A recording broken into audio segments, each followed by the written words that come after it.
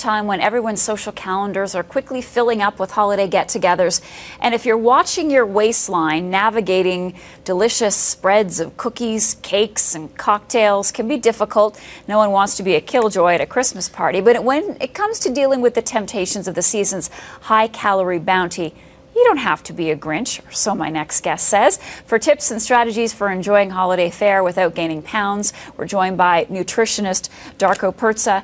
And I was saying to you that you're here to spoil our fun tonight. Well, I'll try not to spoil it too much, and everybody deserves a little bit of fun, especially around the holidays. But we can minimize the amount of weight gain that we have. Most individuals put on a few pounds, on average, about the average adult, about 5 pounds, unfortunately. 5 pounds? That's a lot. Well, it's not really that much, considering our body's about 70% water, and the amount of tasty foods have a lot of sodium, and sodium retains water. So it's not necessarily just fat, it's actually water retention.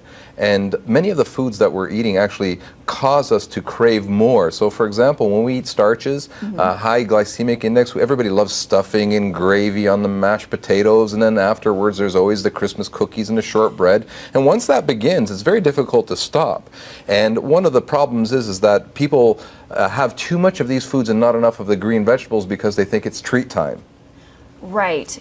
I want to pick up on something you said. How do you break that cycle once you are in it? Well, you basically just have to say no at some point. You have to say, that's enough, I'm not going to. And most people, they have to prepare themselves. So for example, the single biggest problem is that people know they're going to a party, there's going to be a lot of treats there. So what they do is they say, well, we're not going to eat at home because there's going to be plenty of food there. So by the time they get to that function, their blood sugar is so low, it's no longer a matter of willpower of saying no. Your blood sugar is low, it's not willpower, it's now I need to eat. So once you start seeing the food, you just start eating it, and there's so many of it as the bounty of Christmas, and everybody's bringing you wine and chocolates and whatnot, you just start enjoying that. And unfortunately, one party leads to the next, and one glass of wine leads to the next, and one chocolate leads to the next, and eventually our waistline expands. It all catches up with us. So how do we get through the holidays without gaining weight? You say it's possible. It is possible. What we have to do is make sure that we eat 3 times a day, high protein, low glycemic index meals. Don't just leave yourself to the last moment.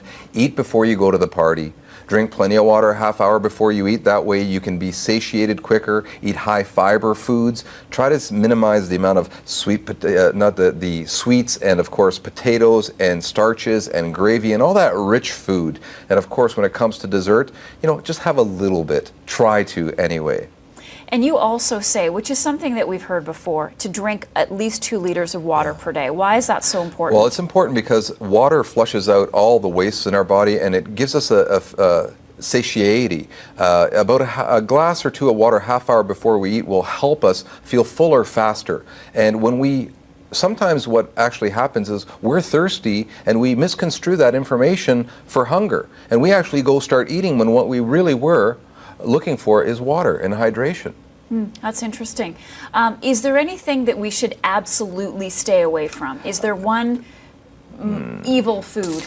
I don't know if there's one evil food. I think we all realize that refined foods are the ones that are giving us the troubles. They do not have the fibers for slow digestion. So we all know Chinese food syndrome. 1 hour later, we want more of that.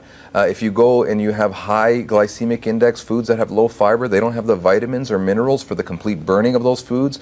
There's a little apostat in our brain that tells us that we're satiated, that we're full, and it doesn't get satisfied by mere calories, but nutrients. So if it's nutrient-dense food, and you eat foods as grown, for example, without ingredients, like broccoli has no ingredients, cauliflower, green beans, snow peas, eat foods as grown from the earth. There's no long list of ingredients that you have to labor over wondering if it's healthy for you or not. And there's high amounts of fiber and high amounts of nutrients. And let's face it, nobody's ever said, oh, I just can't stop eating this asparagus. Right. No, they haven't. And one final thought, we should maintain our workouts no matter what. Oh, you have to. You have to. And you have to think about some of the foods that might actually enhance your metabolism. So, for example, if you add things like kelp and wakame and arami, which are sea vegetables, very high in iodine, they support thyroid function and quicken the metabolism and allow circulation to happen faster, and it allows you to burn calories more efficiently. And using things like thermogenic foods such as cayenne, for example, red pepper.